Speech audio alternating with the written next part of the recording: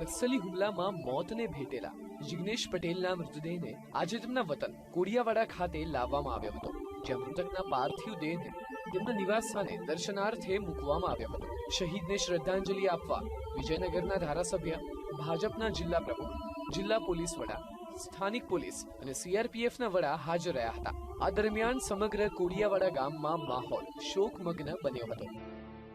છેલ્લા 5 વર્ષથી સીઆરપીએફમાં સેવા આપતા હતા અને આ એમનું સેકન્ડ પોસ્ટિંગ છે. ફર્સ્ટ પોસ્ટિંગ હિમાચલ હતું, ત્યારબાદ અત્યારે છત્તીસગઢ હતા. જે શહીદ થયા મારા શાળા જિગ્નેશ પટેલ, એ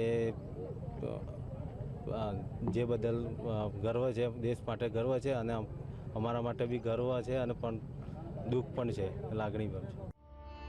છેલ્લા 5 વર્ષથી સીઆરપીએફમાં ફરજ બજાવતા જિગ્નેશ પટેલના લગ્ન હજુ 1.5 વર્ષ અગાઉ જ થયા હતા. છત્તીસગઢમાં બીજાપુરમાં અવાપલ્લી ખાતે થયેલા નક્સલી હુમલામાં છાતીએ ગોળી વાગતા જિગ્નેશ પટેલનું મોત થયું. કોડિયાવાડા ગામે ઘણા લોકોએ અમદાવાદની અંદર પોલીસ ખાતામાં પણ બધી જગ્યાએ શહીદી વળી છે.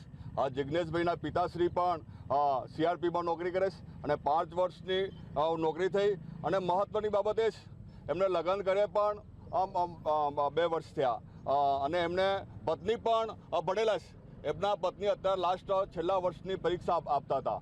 આજે જ્યારે માણસ આ વિસ્તારનો શહીદ થાય છે ત્યારે સરકારે એને પૂરેપૂરું વળતર આપવું જોઈએ. ये ड्यूटी के दौरान जब जा रहे थे, इनके ऊपर नक्सलवादियों के तरफ से हमला हुआ था और हमारे जो शहीद जिग्नेश भाई, इन्होंने डट के मुकाबला किया.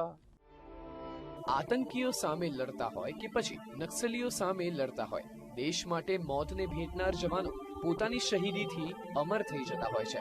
નક્સલી હુમલામાં મોતને ભેટેલા જિગ્નેશે છાતી પર ગોળી ખાઈને દેશ માટે શહીદી વહોરેલા જવાનોની યાદીમાં પોતાનું નામ ઉમેર્યું છે.